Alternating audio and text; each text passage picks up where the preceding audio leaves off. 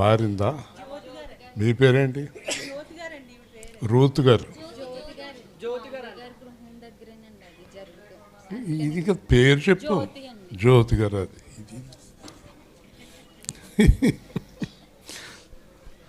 జ్యోతి గారు ఎవరైతేనండి, పాపం ఆవిడ గురించి కూడా చేయాలి కదా. అగరత్తులు ఏమవుద్దమ్మా, అగరత్తులు ఏమవుద్దు.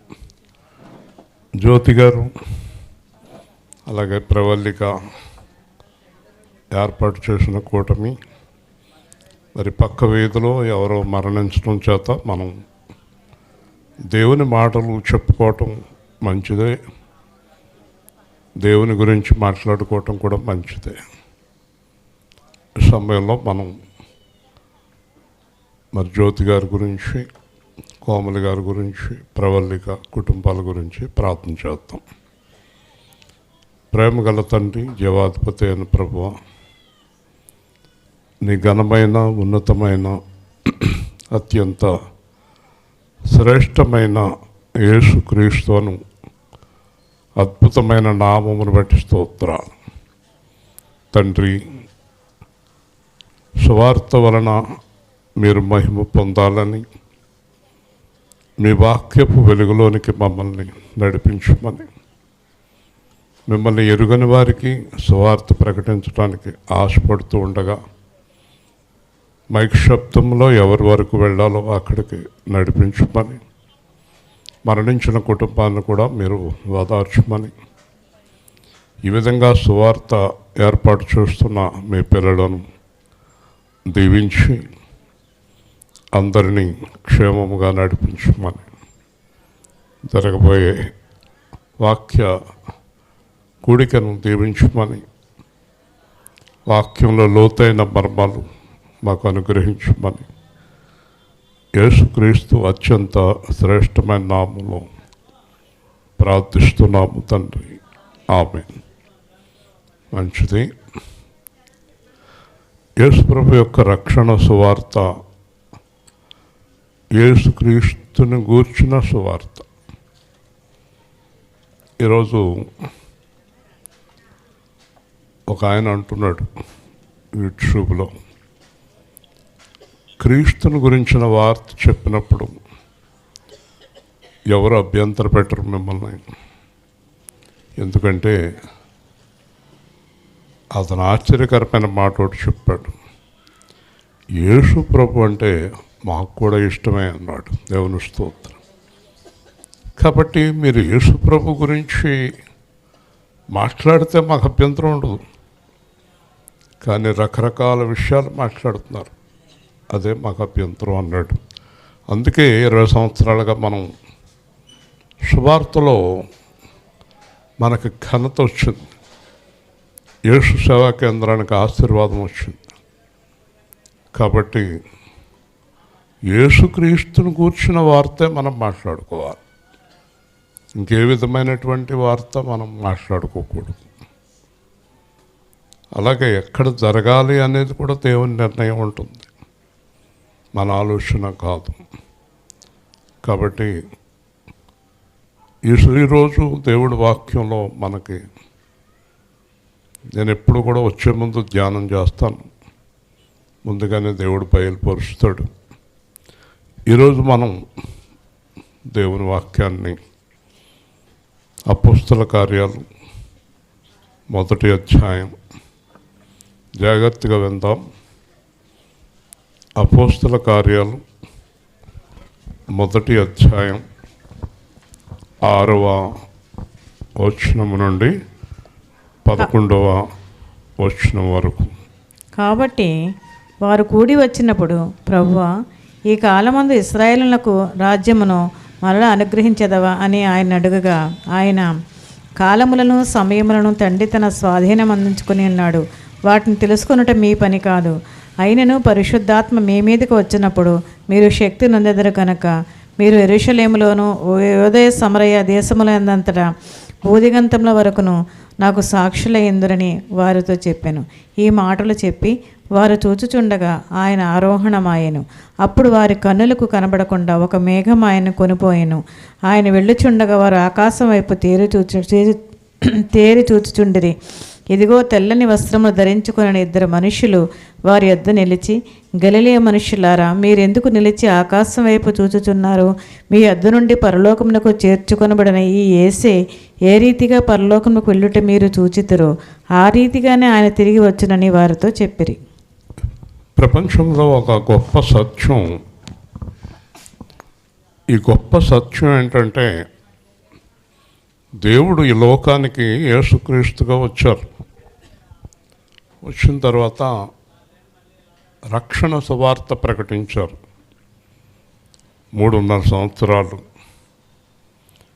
రక్షణ అంటే ఏంటి, ఆత్మ అంటే ఏంటి, నరకం అంటే ఏంటి, పరలోకం అంటే ఏంటి, దేవుడు అంటే ఏంటి, విశ్వాసం అంటే ఏంటి, పరిశుద్ధత అంటే ఏంటి, సత్యం అంటే ఏంటి, యథార్థత అంటే ఏంటి, ఇవన్నీ 42 నెలలు బోధించారు. చనిపోయారు, చంపేశారు. 3వ రోజున లేచారు. 3వ రోజున లేచిన తర్వాత 500 మందికి కనిపించారు.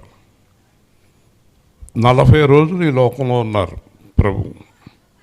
ప్రతిదానికి సంఖ్య ఉంటుంది బైబిల్లో. 40 రోజులు ఆయన అపవాది చేత శోధింపబడ్డాడు. 40 రోజులు చనిపోయిన తర్వాత ఈ లోకంలో ఉన్నాడు. 40 సంవత్సరాలు ఇశ్రాయేలు జనాంగం అరణ్యంలో ఉన్నారు.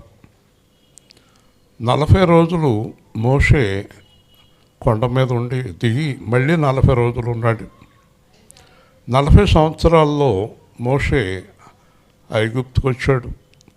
మళ్ళీ 40 సంవత్సరాల తర్వాత అరణ్యం నుంచి మళ్ళీ ఐగుప్తులోకి వెళ్ళాడు. మళ్ళీ 40 సంవత్సరాలు కనాను పొలిమేరల వరకు వచ్చాడు.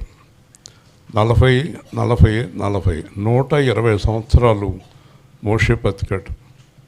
ఇవన్నీ ఆలోచించినప్పుడు చాలా ఆశ్చర్యం కలుగుతుంది. నేను కూడా కరెక్ట్గా 59లో పుట్టి 99లో దేవుడి దగ్గరికి వచ్చాను. 40వ సంవత్సరంలో. దేవుని స్తోత్రం. కాబట్టి దేవుని ప్రణాళిక మనం అర్థం చేసుకోవాలి. దేవుడు ప్రతి దానికి ఖచ్చితమైన సమయాలు నిర్ణయిస్తాడు. మనం ఎంతకాలం జీవించాలో కూడా నిర్ణయించబడి ఉంది. మన అంత్య దినాలు కూడా నిర్ణయించబడి ఉంటాయి.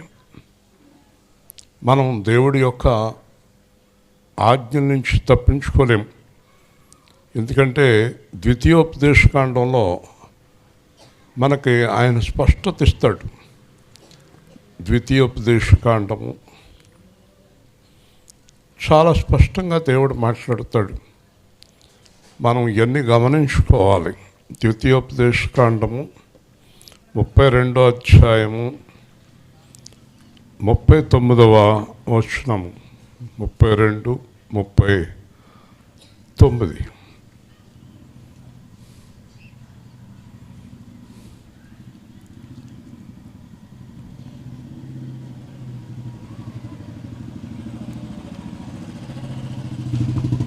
ఇదిగో నేనే దేవుడను, నేను తప్ప వేరొక దేవుడు లేడు.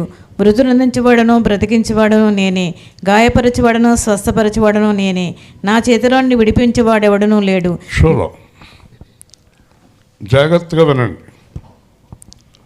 మొదటి మాట, నేను దేవుడను, వేరొక దేవుడు సృష్టికర్త అనేవాడు లేడు. 2, మృతిని అందించేవాడను. ఒక మనిషిని ఈ టైంకి అయిపోయింది నీ జీవితం అంటే అది అయిపోతుంది.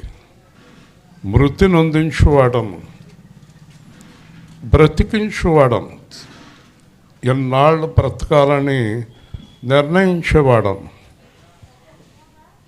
ఎన్నాళ్ళు బ్రతకాలని నిర్ణయించేవాడను నేనే. గాయపరచువాడను, స్వస్థపరచువాడను. నా వలన గాయం వస్తే ఆ గాయాన్ని నేను మాన్పుతాను. మీ వలన గాయం వస్తే అది మానదు. నా వలన వచ్చిన గాయాన్ని నేను మాన్పగలను. ఎందుకంటే నేను విరగొడతాను, నేను అతుకుతాను. అంటే విరగొట్టేవాడికే అధిక శక్తి ఉన్నవాడే విరగొట్టాలి. ఏదైనా కొంతమంది ఇలా అంటారు, ఇలా అంటే మళ్ళీ దాన్ని సెట్ చేసే శక్తి ఉంటుంది వాళ్ళకి. అలాగే డాక్టర్ గారు నేను కొన్ని డాక్టర్ ఫ్రెండ్ ఉంటే 2-3 ఆపరేషన్ల దగ్గరుండి చూశాను. చక్కని చేరాడు, మళ్ళీ చక్కగా కుట్టేశాడు. అదే నువ్వు చేరు మళ్ళీ కుడతాం రాదు, నీకు జైల్లో వేస్తారు. కాబట్టి నువ్వు చేయగలిగింది చేయాలి. అలాగే దేవుడు విరగొట్టగలడు, అతకగలడు, మృతులందించగలడు, జీవింపచేయగలడు. ఆయన దేవుడు కనుక ఈ అధికారాలు ఎవరికి ఉంటాయంటే దేవుడికే ఉంటాయి. ఏ మనిషికి అధికారం ఉండదు. ఎందుకు ఈ మాట చెప్తున్నానంటే నువ్వు భయపడాలి దేవుడికి. యెహోవా భయము వారికి ఐశ్వర్యము, యెహోవా భయము వారికి దీర్ఘాయుష్షు. నువ్వు 100 సంవత్సరాలు బతకాలని దేవుడు అనుకుంటే ఒక్క రోజు కూడా తగ్గించే శక్తి ఎవరికి లేదు. దేవుని స్తోత్రం. ఒకవేళ నువ్వు 60 అంటే 60 పైన ఒక రోజు పెంచే శక్తి ఎవరికి లేదు. కాబట్టి ప్రతిదీ కూడా దేవుని యొక్క నిర్ణయాలు. కాబట్టి దేవుడికి భయపడాలి, దేవుడికి భయపడాలి. ఎవరికి భయపడాలి చెప్పండి? భయము నొంది. 2 మాటలు బైబిల్లో స్పష్టంగా ఉంటాయి. భయము నొంది పాపం చేయొద్దు. మొదటి మాట, భయము నొంది పాపం చేయొద్దు. ఇదిగో పాపం చేయవారు అక్కడ పడి ఉన్నారు, కింద పాతాళంలో ఉన్నారు. హల్లెలూయా. వాళ్ళ పాతాళంలో వేసింది నేను. మరి ఎవరికి భయము నొంది పాపం చేయొద్దు? ఎవరికి భయపడి మీరు పాపం చేయొద్దు? చెప్పండి, అర్థం అలాగా? ఎవరికి భయపడి? దేవునికి భయపడి పాపం చేయొద్దు. శిక్షించేవాడు ఉన్నాడు. కాబట్టి దేవునికి భయపడి మీరు పాపం చేయకండి. పాపం చేసేవాళ్ళు ఖచ్చితంగా నరకానికి వెళ్తారు. మరి యేసు ప్రభు ఈ లోకానికి ఎందుకు వచ్చాడు? పాపం చేసిన వారిని విడిపించడానికి వచ్చాడు. ఆ పాపం నుండి రక్షించి పరలోకం తీసుకెళ్తానికి వచ్చాడు. ఇక్కడ ప్రభువా ఈ కాలమందు ఇశ్రాయేలుకు రాజ్యము మరల ఇస్తావా? చూసారా, ఇశ్రాయేలు రాజ్యం అయిపోయింది, మరలా ఇశ్రాయేలుకి రాజ్యం ఇస్తావా అని అడిగాడు. చూసారా, ఇక్కడ రాజ్యము, ఇశ్రాయేలు జనాంగం రాజ్యాన్ని ఏలాలి అంటే ఎవరు ఇవ్వాలి? గట్టిగా చెప్పండి. చూసారా, అందుకే పౌలు అంటాడు అన్ని నిర్ణయాలు ఆయనయే. ఈరోజు ఆంధ్రప్రదేశ్లో ఉన్న ప్రభుత్వం కానీ, భారతదేశంలో ఉన్న ప్రభుత్వం కానీ, అమెరికాలో ఉన్న ప్రభుత్వం కానీ, ప్రపంచంలో ఉన్న ప్రభుత్వాలన్నీ ఆయన చేత నిర్మాణమైనయే. ఆయన చేత నిర్మాణమైనయే. కాబట్టి మనం ఒకసారి దానియేలు గ్రంథం చూస్తే మనకి ఈ విషయం క్లియర్గా అర్థమవుతుంది. దానియేలు గ్రంథం 4వ అధ్యాయం. దానియేలు గ్రంథం 4వ అధ్యాయం.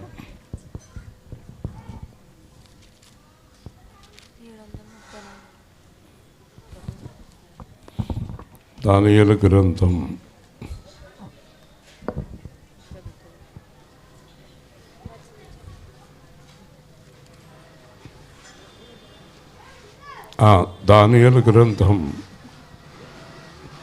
6వ అధ్యాయం.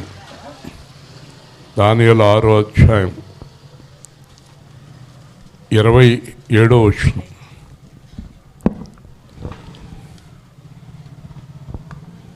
ఆయన విడిపించువాడును రక్షించువాడునై ఉండి పరమందును భూమి మీదను సూచక్రియలను ఆశ్చర్యకార్యములు చేయవాడు ఆయనే. తర్వాత మనం 5వ అధ్యాయంలో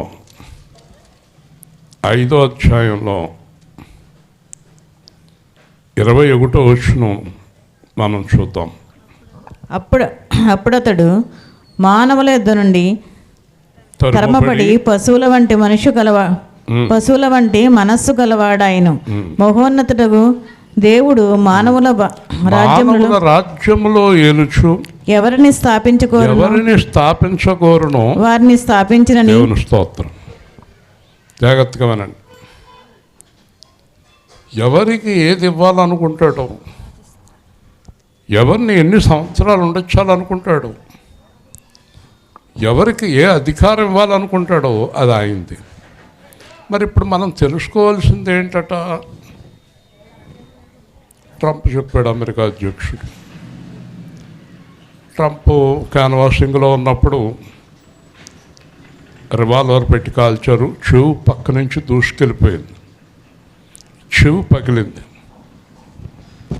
ఆల్మోస్ట్ ఆల్ ఇక్కడికి వెళ్ళాలి, తప్పింది, రివాల్వర్ షాట్ తప్పింది. ఆయన అధ్యక్షుడయ్యాడు. అధ్యక్షుడయ్యాక ప్రమాణ స్వీకారానికి ముందు చెప్పాడు, నేను చనిపోవాలి. వింటున్నారా?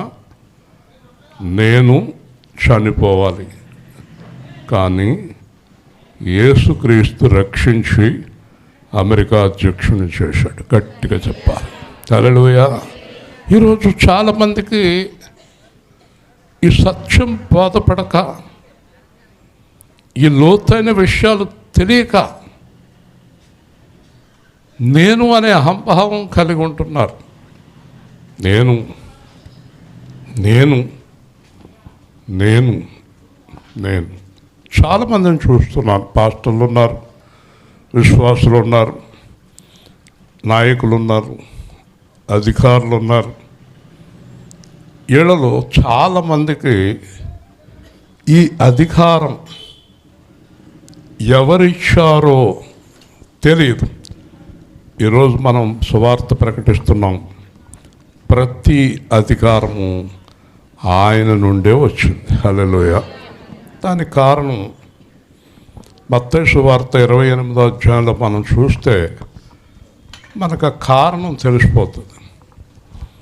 ఆయన అంటాడు, చదవండి, భూమి మీద పరలోకమందున. చూసారా ఏమంటాడో? మత్తయి సువార్త 28వ అధ్యాయం చదవండి. భూమి మీద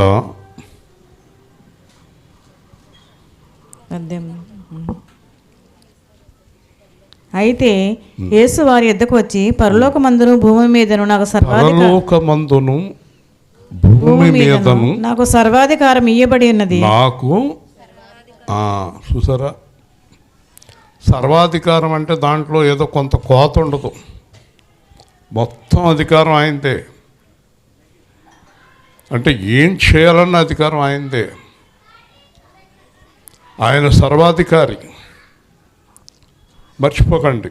ఇప్పుడు ముఖ్యంగా యేసు ప్రభువుని ఎరిగిన వారు సొంత నిర్ణయాలు తీసుకోకూడదు, సొంత ఆలోచనలు చేయకూడదు, వాళ్ళ అనుకూలమైనటువంటి విధానంలో వెళ్ళిపోకూడదు. ఇన్ని తెలిసిన తర్వాత బ్రతికించేవాడు, విరగొట్టేవాడు, కట్టేవాడు, నిలబెట్టేవాడు, ఐశ్వర్యం ఇచ్చేవాడు, తీసేసేవాడు, దరిద్రులు చేసేవాడు, అన్నీ ఆయనని తెలిసిన తర్వాత మొదటి సమూయేలులో హన్నా ప్రార్థన చేస్తుంది. మొదటి సమూయేలు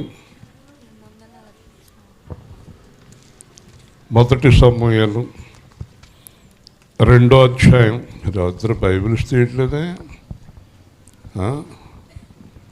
2వ అధ్యాయం 6వ వచనం. జనులను సజీవులుగాను, మొదటి సమూయేలు 2:6. జనులను సజీవులుగాను, మృతులుగాను చేయవాడు యెహోవాయే. పాతాళమునకు పంపుచు అందులో నుండి రప్పించుచుండువాడు ఆయనే. యెహోవా దరిద్రము ఐశ్వర్యమును కలుగ చేయవాడు, కృంగు చేయవాడును, లేవనెత్తువాడును ఆయనే. హల్లెలూయా. ఒక రకంగా ఈరోజు మీరు చాలా విషయాలు తెలుసుకుంటున్నారు. ఇప్పుడు ఏమర్థమైంది మీకు? నీ సొంత ఆలోచనలు ఎప్పుడు మానేస్తావు? నేనంటావేంటి? ఇప్పుడు ఇన్ని విషయాలు తెలుసుకున్నాక సొంత ప్రణాళికలు వేసుకోవచ్చా? మాట్లాడాలి. సొంత ఆలోచన చేయొచ్చా? మరి నువ్వు సంచెట్టుకుని ఎప్పుడు పడితే ఎప్పుడు రైలు ఎక్కేస్తావు ఎందుకు? నువ్వు ఎప్పుడు ఎక్కడికి వెళ్ళాలంటే అక్కడికి వెళ్ళిపోతావు ఎందుకు? 2, ఏది మాట్లాడాలంటే అది మాట్లాడేస్తావు ఎందుకు? ఏది జరగాలంటే చేసేస్తావు ఎందుకు? ఇంత అధికారము కలిగినటువంటి దేవుడు ఉండగా నీ నిర్ణయం ఎలా కుదురుతుంది? ఇప్పుడు చెప్పండి, మీ సొంత నిర్ణయం తీసుకున్నవారు, మా నిర్ణయం వల్ల మేము బాగుపడ్డాం అన్నవాడు కుడి చేయొద్దండి. బాగుపడలేరు. దేవుడు నిర్ణయంలో వెళ్ళి చెడిపోయిన వారు చేయొద్దండి. చూద్దాం. ఒక్కరూ చెడిపోరు. హల్లెలూయా. ఎందుకంటే భూమి ఆకాశాలు చేసినటువంటి దేవుడు. ఎన్నో వాక్యాలు మీకు చూపిస్తున్నాను నేను. అందుకే నేను సొంతంగా ఒక్క అడుగు వేయను. మీలో ఎవరైనా వచ్చి నన్ను ఏదో సహాయం అడిగారు అనుకోండి, వెంటనే చేయను. 2 రోజుల్లో రామ్మా అంటాను. ఎందుకో తెలుసా? ఆ 2 రోజులు దేవుడితో ప్రార్థన చేసి చెప్తాను. దేవుని స్తోత్రం. ఏ నిర్ణయం వెంటనే తీసుకోను. నా పిల్లల్ని కూడా తీసుకొనివ్వను, ఆవిడని కూడా తీసుకొనివ్వను. మరి మీరు మీ ఇష్టం కనుక తీసేసుకుంటారు, పడుతూ ఉంటారు, లెక్కుతూ ఉంటారు. ఏమంటే ప్రార్థన చేయండి పడిపోయింది అంటారు కదా. ఏమనుకోకండి, మేము ఇలా పడిపోయాం, మా గురించి ప్రార్థన చేయండి అని మేము అడిగాను మిమ్మల్ని. ఎందుకు పడిపోయాం? ఎందుకు పడిపోతలేదు? నిర్ణయం అయింది. హల్లెలూయా. సొంత నిర్ణయం ఏ విషయంలోనే తీసుకో. నేర్చుకోండి. ఈరోజు దేవుడు మనకు కొంత అనుకూల సమయాన్ని ఇచ్చాడు. సొంత నిర్ణయం తీసుకోకండి. నా ఎదురుగుండా జరిగిన ఒక సంఘటన, ఒక ఆవిడ వాళ్ళ అమ్మాయికి పెళ్లి సంబంధం చూసింది. పిల్లడు వచ్చాడు, బాగున్నాడు, చక్కగా ఉన్నాడు. చేయమ్మా అన్నాను, చేయనంది. ఏమండి ఏమ్మా అన్నాను. ఒక రేగు షెట్ తప్ప ఏమీ లేదండి, ఏదో చిన్న ఉద్యోగం అండి, అలాగే అలా చేస్తామండి. కాస్త ఏదన్నా కాస్త మంచి ఇల్లును ఏదో కొద్దిగా పొలం ఉంటే చేస్తాం కానండి. మరి నువ్వేమిస్తావు అన్నా. నేనేమి ఎత్తలేదు అంత. నువ్వేమి ఇవ్వకపోయినా అవన్నీ ఉండాలా అబ్బాయి కన్నా ఉండాలంట. ఈవిడేమి ఇవ్వదంట, కానీ ఆడికి అన్నీ ఉండాలట. సరే బాగానే ఉంది. తర్వాత ఇంకెవరినో చూశారు, పెళ్లి చేశారు, అన్నీ అయిపోయినాయి. ఇల్లు ఉన్న అతనేమో ఇల్లు పోగొట్టుకున్నాడు, షెడ్ గల అతనేమో ఇల్లు కట్టుకున్నాడు. ఉద్యోగం పెద్ద అయింది, అతను చాలా గొప్పగా జీవిస్తున్నాడు. వీడు మొత్తం అన్నీ కోల్పోయాడు. దేవుని స్తోత్రం. ఎవరి నిర్ణయం అది? ఎవరి నిర్ణయం? మనుషులదా దేవుడిదా? మనుషులది. దేవుని స్తోత్రం. దైవ నిర్ణయం. ఇప్పుడే కదా అన్నారు, రాజులను దరిద్రులను చేయను, దరిద్రులను రాజులను చేయను. ఆరోగ్యంగా ఉన్నవాడు అనారోగ్యం పాలైపోతాడు, అనారోగ్యంగా ఉన్నవాడు ఆరోగ్యం పాలైపోతాడు. మార్చి పడేస్తాడు జీవితాలు, బ్రతుకులన్నీ మారిపోతాయి. కాబట్టి ఈరోజు గమనించండి, కార్పెంటర్ గారు, తాతయ్య, తాతాజీ గారు ఎవరి మీద ఆధారపడాలి చెప్పండి? అబ్రహాం గారు, మీరు, కాలేబు గారు, ముగ్గురు ఎక్కడ చూసినా మీరే కనబడుతున్నారు. మీరు ఎవరి మీద ఆధారపడాలి? దేవుడి మీద ఆధారపడాలి. దేవుని స్తోత్రం. మీ ముగ్గురు జీవితాలు మారుతాయి. దేవుడి మీద ఆధారపడాలి, ప్రభువు మీద ఆధారపడాలి, ప్రభువు చెప్పినట్టు చేయాలి, ప్రభుతో కలిసి అడుగులు వేయాలి. వింటున్నారా? ఇక్కడ అంటున్నాడు, మరలా రాజ్యం ఇస్తావా ప్రభువా? ఒకసారి అందరూ చెప్పండి, మరలా రాజ్యము ఇస్తావా ప్రభువా? ఆ స్థానంలో మీరేమడగాలి? ప్రభువా నాకు నీ రాజ్యం ఇస్తావా అని అడగాలి. హల్లెలూయా. ఏమడగాలి దేవుణ్ణి? నీ రాజ్యం ఈ ప్రభువా. అప్పుడు ఆయన ఏమంటున్నాడు తెలుసా? కాలములు సమయములు తండ్రి తన స్వాధీనమందుంచుకున్నాడు, వాటిని తెలుసుకొనుట మీ పని కాదు. మొట్టమొదటి దేవుడు ఏమంటున్నాడంటే, కాలము సమయము ఆయన స్వాధీనములో ఉంది. అందరూ చెప్పండి. కాలం అంటే ఏంటి, సమయం అంటే ఏంటి చెప్పాలి. కాలం అంటే ఏంటి, సమయం అంటే ఏంటి తెలీదా? ఏ ప్రశ్న వేసిన పొద్దున మోషే రాసిన కీర్తన ఏదంటే మీరు రాసిన పాటలు తెలుసు కానీ ఆయన రాసిన తెలదన్నట్టుగా చూస్తున్నారు. కాలము సమయం చెప్పమ్మా. మీరు చర్చికి వెళ్తారా ఇద్దరును? చెప్పండి మీరు ఎవరన్నా ఒకటి. కాలం అంటే ఏంటి, సమయం అంటే ఏంటి తెలియదు కదా. రాజమండ్రిలో ఒక ఆవిడ వచ్చింది, 20 ఏళ్ళ నుంచి చర్చికి వెళ్తుంది, కానీ నేను చెప్పాక అర్థమైందంట ఆవిడికి వాక్యం. కాలము సమయం ఓకే, మీకు అర్థమయ్యేటట్టు చెప్తాను. కాలము అంటే ఉదాహరణకు మీరు 60 ఏళ్ళు బతికారు, దాని పేరు కాలం. ఆయుష్ కాలం చెప్పండి. ఎన్నేళ్ళు? మీకు 60 ఏళ్ళు ఆయుష్ కాలం. సమయము అంటే ఉదయం నుంచి రాత్రి వరకు, దేవుని స్తోత్రం. అంటే ఈరోజు, రేపు, ఎల్లుండి, అంతే కదా. ఈ సమయం గడుస్తూ ఉంటేనే ఆయుష్కాలం పూర్తవుతుంది. అంటే నీ యొక్క ఆయుష్కాలము పెట్టేది ఆయనే. ప్రతిరోజు నీ సమయము కూడా ఆయన చేతిలో ఉంది. హల్లెలూయా. చూసారా, కాలములు సమయములు ఆయన చేతిలో ఉన్నాయి. వింటున్నారా?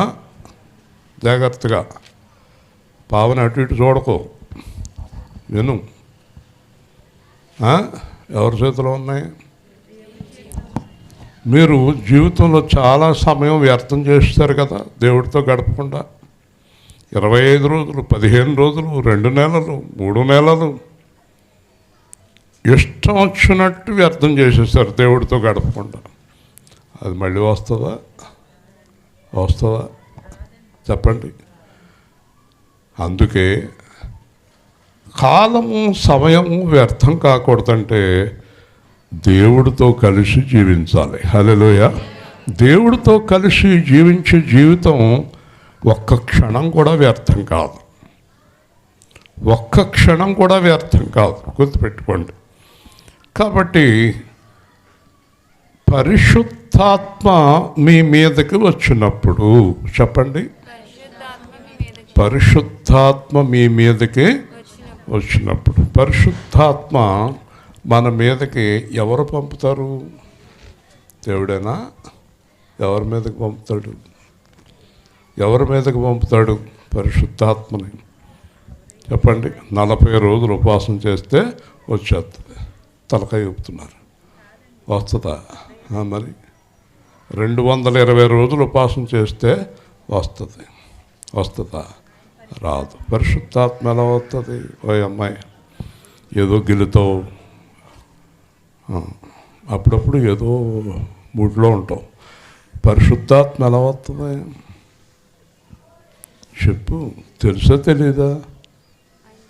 తెలీదు. చాలామంది ఏమంటున్నారంటే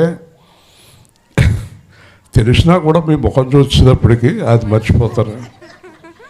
తెలుసు కానీ మీ ముఖం చూస్తే కోపంగా చూస్తారు. నవ్వుతో చూస్తే మాత్రం చెప్పేదేముంది? యోహాను చెప్పాడు. ఏమన్నాడు? నేను మీకు నీటిలో, నా వెనక వచ్చేవాడు మీకు పరిశుద్ధాత్మలో, అగ్నిలో బాప్తిసం ఇచ్చును. పరిశుద్ధాత్మ ఎవరిస్తారు మనకి? దేవుడు. ఎవరికిస్తాడు? పరీక్షించి ఆయనకు నచ్చిన వారికి ఇస్తాడు. హల్లెలూయా.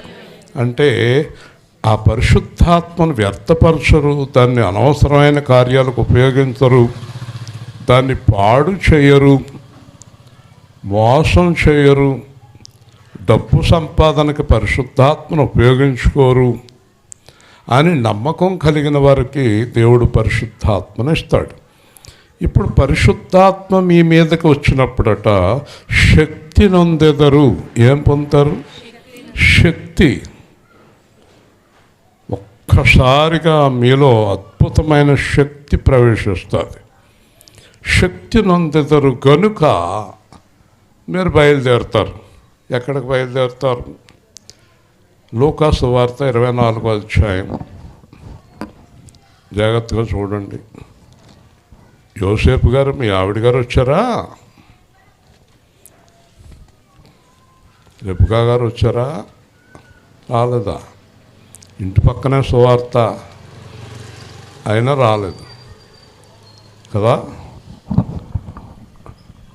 లూకా సువార్త 24వ అధ్యాయం ఇప్పుడు కేకేకండి, సగం అయిపోయింది సువార్త. లూకా సువార్త 24వ అధ్యాయం ఆయన అంటాడు 49వ వచనం. ఇదిగో నా తండ్రి వాగ్దానం చేసినది మీ మీదకి పంపుచున్నాను, మీదకి పంపుతున్నాను. మీరు పైనుండి శక్తి పొందు వరకు పట్టణములో నిలిచి ఉండుడని వారితో చెప్పాను. బైబిల్ పెట్టుకుని ప్రార్థనకు కొంపకే బయలుదేరకండి. గృహ దర్శనాలంట. పరిశుద్ధాత్మ లేకుండా ఇళ్ళకి వెళ్ళొచ్చండి, కొంప మునిగిపోద్ది. వింటున్నారా? పాస్టర్ గారు కూడా పరిశుద్ధాత్మ లేకుండా ప్రసంగాలకు వెళ్ళిపోకూడదు, దెబ్బలు తగులుతాయి. పరిశుద్ధాత్మ లేకుండా ఎవరికైనా ప్రార్థనలు చేయకూడదు, అవి మనకు కూడా వచ్చేస్తాయి. ఇప్పుడు ఇక్కడ ఎంత స్పష్టంగా ఉంది. లూకా సువార్తలో యేసు ప్రభు చెప్తున్నాడు, పైనుండి మీ మీదకి పరిశుద్ధాత్మ వచ్చేదాకా ఇక్కడే ఉండండి. హల్లెలూయా, అది ఆజ్ఞ. ఇక్కడేమంటున్నాడు? మీ మీదకి పరిశుద్ధాత్మ వచ్చినప్పుడు అక్కడ ఇక్కడ కూడా ఎంత స్పష్టంగా చెప్తున్నాడు. ఇప్పుడు ఇక్కడ ఉన్నవారిలో పరిశుద్ధాత్మ ఉన్నవారు ఎవరు? చేయి చూపించండి. ఎన్ని సంవత్సరాలైనా మన మీద పరిశుద్ధాత్మ ఉందో లేదో తెలియదు. పరిశుద్ధాత్మ ఉన్నాడు అనడానికి కొన్ని సాక్ష్యాలు చెప్తాను మీకు. పరిశుద్ధాత్మ ఏం చేస్తాడు? యోహాను సువార్త మీలో ఉన్నాడో లేదో మీకు తెలిసిపోతుంది. పరిశుద్ధాత్మ నాలో ఉన్నాడా లేడా అనేది మనకు యోహాను సువార్తలో చాలా స్పష్టంగా మనకు ప్రభువు తెలియజేశాడు. యోహాను 14వ అధ్యాయము. కాబట్టి ఎవరికి ఇస్తాడు? 15వ వచనం, 14:15. మీరు నన్ను ప్రేమించిన ఎడల నా ఆజ్ఞలను గైకొందురు. కండిషన్ పెట్టాడు. కండిషన్ అర్థమైందా? ఆయన్ని ప్రేమింతే ఆయన చెప్పినట్టు జీవించాక, ఆయన్ని ప్రేమించి ఆయన చెప్పినట్టు జీవించేవారు మీలో ఎవరన్నా ఉన్నారనుకోండి, నేను మీరు వచ్చేసింది. తర్వాత చూడండి, నేను తండ్రిని వేడుకొందును, మీ యొద్ద ఎల్లప్పుడూ నుండుటకై ఆయన వేరొక ఆదరణకర్తను అనగా సత్యస్వరూపి అయిన ఆత్మను మీకు అనుగ్రహించును. ఇప్పుడు ఒక కండిషన్ చెప్పాను. మీరు ఆయన చెప్పినట్టు జీవింతే. ఉదాహరణకు మన యేసు ఉన్నాడు అనుకోండి, వాళ్ళ అమ్మ నాన్న చెప్పినట్టు కంటే కూడా దేవుడు చెప్పినట్టు జీవించాడు, అప్పుడు పరిశుద్ధాత్మని ఇస్తాడు. నేను ఎప్పుడు మా ఆవిడ చెప్పినట్టే వింటానంటే పరిశుద్ధాత్మ ఇవ్వడు, మా ఆయన చెప్పినట్టే వింటానంటే పరిశుద్ధాత్మ ఇవ్వడు. ఇంకో మాట చెప్పనా, మా పాస్టర్ గారు చెప్పినట్టే వింటానంటే పరిశుద్ధాత్మ ఇవ్వడు. దేవుని స్తోత్రం. యేసు చెప్పినట్టు జీవిస్తే. ఇప్పుడు మనలో యేసు చెప్పినట్టు జీవించేవారిలో ఎవరున్నారు? అర్థమైందా? ముఖాలు అలా పెట్టకండి, 0 వోల్ట్ బల్బుల్లాగా, 100 క్యాండిల్ బల్బుల్లాగా ఎలగనివ్వండి కదా. యేసు చెప్పినట్టు ఇక్కడ వినేవారు ఎవరైతే ఉన్నారో వారిలో పరిశుద్ధాత్మ ఉన్నాడు. రెండో కండిషన్ చూసారా? ఇప్పుడు 15వ అధ్యాయం 26వ వచనం, 15:26. తండ్రి యొద్ద నుండి మీ యొద్దకు నేను పంపబో ఆదరణకర్త. ఈయన పేరేంటండి? ఆదరణకర్త. జాగ్రత్తగా వినండి. ఇప్పుడు మీరు బాగా కలవరం పడిపోతున్నారు అనుకోండి, ఏ విషయంలోనే ఏడ్చేస్తున్నారు అనుకోండి, కుమిలి కుమిలి ఏడ్చేస్తున్నారు ఇంట్లో తలుపులు వేసుకుని అనుకోండి, బాగా కలవరంలో ఉన్నారు అనుకోండి, లోపల నుంచి నేనున్నాను భయపడకు ఏడొద్దని మీకు లోపల నుంచి ఒక భావన స్వరం మీకు వినిపిస్తే మీ లోపల పరిశుద్ధాత్మ ఉన్నాడు. హల్లెలూయా. ఆదరణకర్త, ఆదరిస్తాడు. తర్వాత అనగా తండ్రి యొద్ద నుండి బయలుదేరు సత్యస్వరూపైన ఆత్మ వచ్చినప్పుడు. ఈయన రెండో పేరేంటి అబ్రహాం గారు? సత్య స్వరూపి. సత్యమే ఆయన రూపం. కాబట్టి ఏం చెప్పేవారిలో పరిశుద్ధాత్మ ఉంటాడు? చెప్పాలి. ఆడకు బాగా అర్థమైంది. అబద్ధం చెప్పేవారు మనలో ఎవరైనా ఉన్నారనుకోండి, వారిలో ఎవరు లేరు. ఓకే, మొదటి కండిషన్ చూశారు కదా, యేసు ప్రభు చెప్పినట్టు జీవించేవారికి పరిశుద్ధాత్మ పంపుతాడు. 2, మనం దుఃఖంలో బాధలో ఉన్నా నేనున్నాను భయపడకని లోపల నుంచి ఒక ఆదరణ స్వరం వినిపిస్తే పరిశుద్ధాత్మ ఉన్నాడు. 3, ఎప్పుడు సత్యం చెప్పేవారిలో పరిశుద్ధాత్మ ఉన్నాడు. హల్లెలూయా. ఇంకా కొన్ని 2 మాటలు చెప్పి నేను పరిశుద్ధాత్మ గురించి ముగిస్తాను. 16వ అధ్యాయం 13వ వచనం. 16, 13. అయితే ఆయన అనగా సత్యస్వరూపిణి ఆత్మ వచ్చినప్పుడు. ఏ స్వరూపైనా చెప్పాలి. ఆవిడ ఎప్పుడు అబద్ధాలేనండి. యేసు ప్రభువుని నమ్ముకుందంటే ఆవిడలో పరిశుద్ధాత్మ 0 లేదు. ఆత్మ వచ్చినప్పుడు మిమ్మల్ని సర్వసత్యములోనికి నడిపించును. ఇది చాలు. ఇప్పుడు మీలో ఎవరైతే సర్వసత్యములో ఉన్నారో, సర్వసత్యము అంటే మీకు అర్థమయ్యేటట్టు చెప్తాను. ఉదాహరణకి మీరున్నారు, భర్త ఉన్నాడు, పిల్లలు ఉన్నారు, ఇల్లుంది, పొలం ఉంది, మోటార్ సైకిల్ ఉంది, బంగారం ఉంది, అన్నీ ఉన్నాయి, సత్యమే. అన్నీ ఉన్నాయి, సత్యమే. కానీ ఇక్కడ సర్వసత్యము అంటే ఇదంతా వెళ్ళిపోతుంది, ఏదీ ఉండదు, ఆయనే ఉంటాడు అనేవారిలో పరిశుద్ధాత్మ ఉన్నాడు. హల్లెలూయా. అర్థమైందా? మీరు లోకంలో డబ్బు కోసం, చుట్టాల కోసం, పదవుల కోసం, తిండి కోసం, బంగారం కోసం, ఇల్లు కోసం, ఒక అమ్మాయి పక్కింటి ఆవిడతో చెప్తుందని నేను వింటున్నాను అనుకోలేదు. ఏమ్మా ఇంకా ఇల్లు మీ పేరు రాయలేదా? అదే సూత్రం, ఎప్పుడు సత్తదో అని, సచ్చాకే మా పేరుకు వస్తుంది అంటున్నాడు మా ఆయన. అంటే వాళ్ళ అత్తగారు ఎప్పుడు చచ్చిపోతుంది, ఆ ఇల్లు ఎప్పుడు వస్తుందని చూస్తుంది అన్నమాట. ఈవిడ మహాసత్యంలో ఉంది కదా. పైగా బైబిల్ పెట్టుకుని ఆదివారం పొద్దున్న వచ్చేస్తుంది మందిరానికి. ఎవరు చచ్చిపోవాలని కోరుకుంటుంది? అత్తగారు. ఎవరండి? ఎవరు చచ్చిపోవాలి? గట్టిగా మాట్లాడరేంటి? ఉన్నారా ఏంటి కొంపదీసి ఇక్కడ ఎవరైనా? ఎవరు చచ్చిపోవాలి? ఎవరు? గట్టిగా చెప్పండి. అత్తగారు. పావని చెప్పు, నీకు అత్తగారు గొడవ లేదు నీకు కదా, మీ అమ్మాయికి అత్తగారు గొడవ ఉంది. ఇప్పుడు చెప్పాలి. ఇప్పుడు అత్తగారు చచ్చిపోవాలని కోరుకుంటుందా? మరి అమ్మ చచ్చిపోవాలని కోరుకోదే? అత్తగారు చచ్చిపోతే ఇల్లు వస్తుంది, మరి అమ్మ బతుకుండా. అయితే వీళ్ళ దురదృష్టం ఏంటంటే ఈవిడికి కదా వీళ్ళ అమ్మకి కోళ్ళు ఉంది, అది అలాగే కోరుకుంటుంది. వీళ్ళ అమ్మ చచ్చిపోవాలని అది, వాళ్ళమ్మ చచ్చిపోవాలని ఇది. దేవుడికి కోపం వస్తే వాళ్ళమ్మ వీళ్ళమ్మ బతుకుంటారు, వీళ్ళిద్దరు చచ్చిపోతారు, దరిద్రం వదిలిపోద్ది. దేవుని స్తోత్రం. ఇదండి ఆదరణకర్త. ఇదే ఆదరణకర్త. మా అబ్బాయికి పెళ్లి సంబంధాలు చూసేటప్పుడు ఒక పాస్టర్ గారు ఫోన్ చేశాడు నాకు. చక్కని అమ్మాయి ఉందండి, కానీ కండిషన్ పెడుతుంది అన్నాడు. ఏంటా కండిషన్ అన్నాను. అత్తగారు మాంగారు ఉండకూడదంట. అదేంటండి అత్తగారు మాంగారు లేకుండా ఆయన ఎలా పుడతాడు అన్నాను.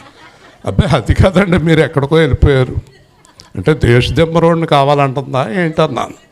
అలా కాదండి, అత్తగారు మామగారు ఉండకూడదంటే అబ్బాయి ఎక్కడో ఉద్యోగం చేస్తూ ఉండాలి, లండన్లో కానీ అమెరికాలో కానీ. అసలు సంవత్సరానికి ఒకసారి కూడా ఎట్టి పరిస్థితుల్లోనూ కూడా వాళ్ళ అమ్మ నాన్న దగ్గరికి అతను రాకూడదండి, అలాంటి అబ్బాయి కావాలంట. ఇదేం దిక్కుమాలింది అన్నాను. పైగా ప్రభువుని నమ్ముకున్న కుటుంబం అంటున్నాడు. ఆడ ప్రభువుని నమ్ముకున్నారా? ఇలాంటి సంబంధాలు తెచ్చావంటే నువ్వు కూడా నరకానికి పోతావు అన్నాను పాస్టర్. దేవుని స్తోత్రం. చూసారండి, సర్వసత్యంలో ఉన్నారంటారా? ఉన్నారా? సర్వసత్యం ఏంటమ్మా? ఏంటి సర్వసత్యం? ఏంటి సర్వసత్యం? ఏంటి? ఎన్నెన్నో మనోహర దృశ్యాలు చూసినాను, చెప్పండి, అంతా మాయ. ఇది సర్వసత్యం. ఇప్పుడు చెప్పండి, ఈ డబ్బు నిలవదు, ఈ మొగుడు నిలవడు, ఈ పెళ్ళం నిలవదు, ఈ లోకం నిలవదు, ఈ ఇల్లు నిలవదు, ఈ బంగారం నిలవదు, ఇది ఏదీ నిలవదు అనుకున్నప్పుడు వాటి గురించి దేవుణ్ణి విడిచిపెడతారా వీళ్ళు? ఎవరు స్తోత్రం చెప్పండి. ఎవరిని ఎక్కువగా కోరుకుంటారు? భూమినా, ఆస్తులనా? యేసుప్రభు ఏం చెప్పాడు? నా నిమిత్తము, సువార్త నిమిత్తము తల్లిదండ్రులను, అక్క చెల్లెళ్లను, ఆస్తిపాస్తులను, చివరికి తన ప్రాణమును, చూసారా, చివరికి తన ప్రాణమును కూడా విడిచిపెట్టకుంటే, చూసారా, నా వారు కారు.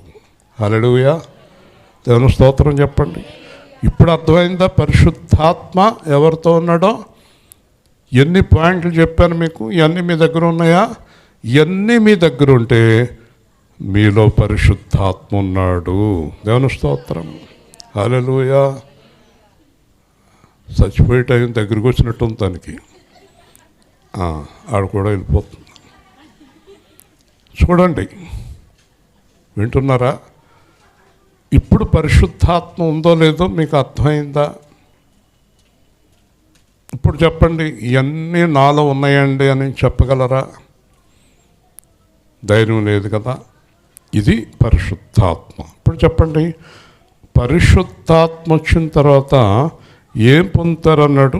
శక్తిని పొందుతారు. ఏం పొందుతారమ్మా? ఏంట శక్తి?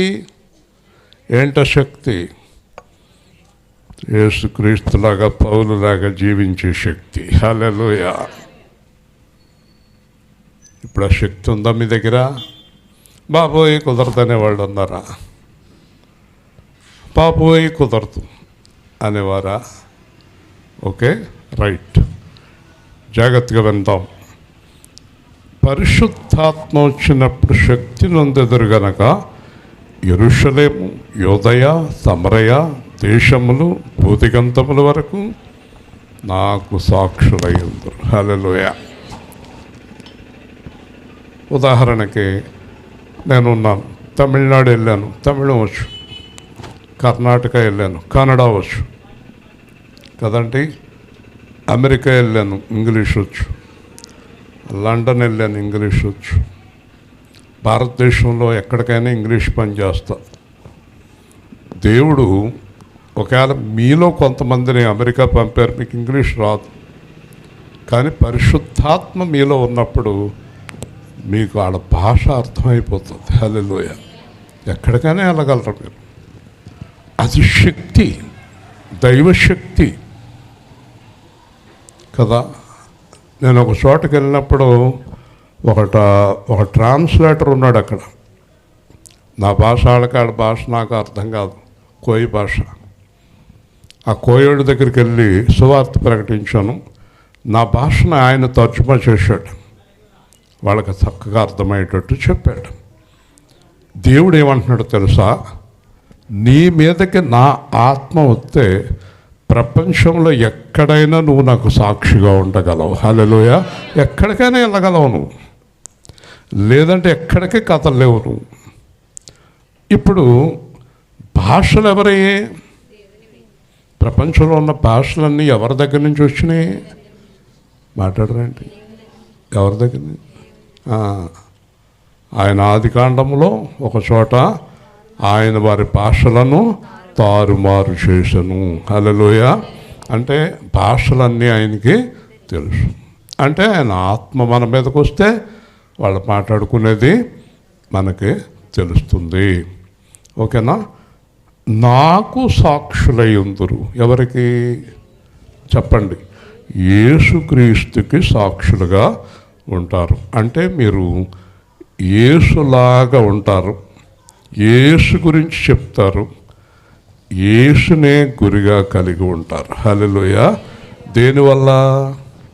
పరిశుద్ధాత్మ వల్ల. సరేనా? ఈ మాటలు చెప్పి వారు చూచుచుండగా ఆరోహణమాయను, అందరికీ బోధించేశాడు, వెళ్ళిపోతున్నాడు. ఆరోహణమైపోయాడు ఆయన, అలాగ పైకి వెళ్ళిపోతున్నాడు. వెళ్ళిపోతుంటే అక్కడ జరుగుతున్నది ఏంటంటే, వారి కన్నులకు కనపడకుండా ఒక మేఘము కొనిపోయెను. ఏం తీసుకెళ్ళిపోయింది దాన్ని చెప్పాలి గట్టిగా? మేఘము. ఈ మేఘము తెస్సలోనిక పత్రికలో మనల్ని కూడా తీసుకెళ్తుందట.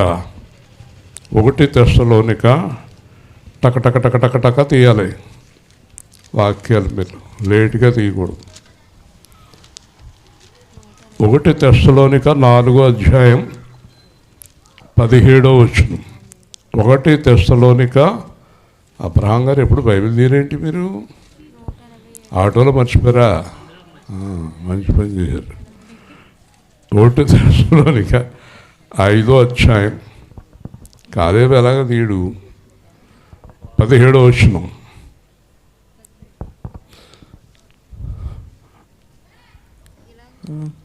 చదవాలే. 1 తెస్సలోనిక 4:17. ఎలాగూ చేయుట యేసుక్రీస్తు మీ విషయంలో దేవుని చిత్తము, ఆత్మను ఆర్పకుడి. 4:17. 1 తెస్సలోనిక 4:17. ఆ మీదట సజీవులమై నిలిచియుండు మనము వారితో కూడా ఏకముగా ప్రభువుని ఎదుర్కొనుటకు ఆకాశ మండలమునకు మేఘముల మీద కొనిపోబడుదుము. హల్లెలూయా. చెప్పండి, దేని మీద వెళ్తాం? మేఘాల మీద. ఆయన దేని మీద వెళ్ళిపోయాడు? మేఘాల మీద. మేఘాలు దేవుడు వాహనము. ఇప్పుడు ఏం జరుగుతుంది? యేసు ప్రభు మధ్యాకాశానికి వస్తాడు. మనం మహిమ దేహాలు వచ్చేస్తాయి. అప్పుడు మేఘాలు వస్తాయి.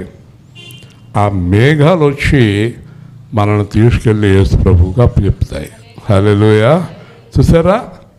మేఘాలు.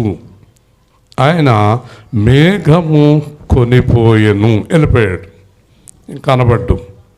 అయితే 10వ వచనం. ఆయన వెళ్ళుచుండగా ఆకాశము వైపు చూస్తున్నారు అందరూ. అలా చూస్తున్నప్పుడు చూడండి, 2 మనుష్యులు వారి యొద్ద నిలిచి తెల్లని వస్త్రములు ధరించుకున్నారు. ఎవరండి వీళ్ళు? 2 మనుషులు తెల్లని వస్త్రములు ధరించుకున్నారు. ఆయన దూతలు. సమాధిలో కూడా ఆ 2 మనుషులే ఉంటారు కదండి. సమాధిలో కూడా 2 మనుషులే ఉంటారు. ఉండి మీరు వెదకుచున్న యేసు ఇక్కడ లేడు అని చెప్తారు. ఇక్కడ కూడా ఆ 2 మనుషులు ఏం చెప్తున్నారో జాగ్రత్తగా వినండి. వాళ్ళు అంటున్నారు, గలిలయ మనుష్యులారా, మీరెందుకు ఆకాశం వైపు చూచుచున్నారు? ఏం చేస్తున్నారు వీళ్ళు? ఇంకెలాగా చూస్తున్నారు. మీరెందుకు ఆకాశం వైపు చూచుచున్నారు? ఇదే క్రైస్తవ లోకానికి గొప్ప వరం. అదేంటో తెలుసా? మీ యొద్ద నుండి పరలోకమునకు చేర్చుకొనబడిన ఈ యేసు ఏ రీతిగా పరలోకమునకు వెళ్ళెనో అదే రీతిగా తిరిగి వస్తాడు. హల్లెలూయా. ఈ మాట ఆయన యోహాను 14లో చెప్పాడు. ముగించుకుందాం. యోహాను 14, 5 నిమిషాల్లో వాక్యాన్ని ముగించుకుందాం. యోహాను సువార్త 14 మొదటి వచనము నుండి అద్భుతమైన మాటలు ఉన్నాయి. మీ హృదయం కలవరపడనీయకుడి. మీ హృదయములు కలవరపడనీయకండి. దేవుని యందు విశ్వాసం అసలు మాకున్నదే అది. ఎప్పుడూ కలవరమే. అసలు మీరు కలవరపడతానికి కారణం అర్థమైంది మీకు? మీ హృదయంలో దేవుడు లేడు, అందుకే అన్నిటికీ కలవరమే. దేవుని యందు విశ్వాసం ఉంచుచున్నారు, నా యందును విశ్వాసం ఉంచుడి. నా తండ్రి ఇంట అనేక నివాసములు కలవు, లేని ఎడల మీతో చెప్పుదును. మీకు స్థలము సిద్ధపరచి వెళ్ళుచున్నాను. నేను వెళ్ళి మీకు స్థలము సిద్ధపరచిన ఎడల నేనుండే స్థలంలో మీరును ఉండులాగున మరలా వచ్చి నా యొద్ద నుండుటకు మిమ్మల్ని తీసుకుని పోవదును. చూసారా? మీరందరూ జాగ్రత్తగా ఉండండి. మళ్ళా నేను వచ్చి మిమ్మల్ని తీసుకెళ్ళి సిద్ధపరిచిన స్థలంలో కూర్చోపెడతాను. హల్లెలూయా. ఇలాంటి దేవుడు ఎక్కడున్నాడు? ఇంత గొప్ప దేవుడు ఎక్కడున్నాడు? ఒకవేళ మీ అబ్బాయి ఏదైనా దేశానికి వెళ్ళేటప్పుడు హైదరాబాద్ ఎయిర్పోర్ట్కి వెళ్ళావు అనుకో, అమ్మా బాధపడకు, నేను 2 సంవత్సరాలు వచ్చిన తర్వాత నీ సమస్యలన్నీ తీరుతానంటాడు. 2 సంవత్సరాలకి ఒక 200 సమస్యలతో విమానం దిగుతాడు. ఎవరినే నమ్మే రోజులు కాదు. నీకెందుకు నేనున్నాననే మాట నమ్మే రోజులు కాదు. కానీ మన దేవుడైతే ఎలా వెళ్ళాడో అలాగే వస్తాడు. ఎవరి కోసం వస్తాడు చెప్పాలి? ఎవరి కోసమో? జయించేవారి కోసం. హల్లెలూయా. నిరీక్షణ కలిగిన వారి కోసం, పరిశుద్ధుల కోసం, యేసు మీద ఆశ కలిగిన వారి కోసం. ఇక్కడ డాబాలు, ఇక్కడ అమెరికాలు, ఇక్కడ లండన్లో కదా, ఇక్కడ కారులు, ఇక్కడ సుఖాలు, ఇక్కడ నాటకాలు ఆడేవాళ్ళ కోసం రాడు. ఈ లోకాన్ని త్యజించి, ఈ లోకాన్ని ప్రేమించకుండా పరలోకాన్ని ఎవరైతే ప్రేమిస్తూ యేసు క్రీస్తు కొరకు జీవిస్తూ ఆయన కొరకు ఎదురు చూసేవారి కొరకు మాత్రమే యేసు వస్తాడు. హల్లెలూయా. అందరి కొరకు రాడు, అందరి కొరకు రాడు. ఆయన వారి కొరకు మాత్రమే వస్తాడు. కాబట్టి ఇప్పుడు మన డ్యూటీ అర్థమైందా? మనము ఆయన కొరకు జీవించాలి. హల్లెలూయా. ఇప్పుడు ఈ లోకంలో ఉన్నంతకాలం ఆయన కొరకు జీవించేవారికి ఆయన ఏం చేయడా అంటే వాళ్ళ అవసరాలన్నీ ఆయనే తీరుస్తాడు. హల్లెలూయా. కాకపోతే మనం ఆయన కొరకు జీవించట్లేదు కనుక మన అవసరాలు తీరడం లేదు.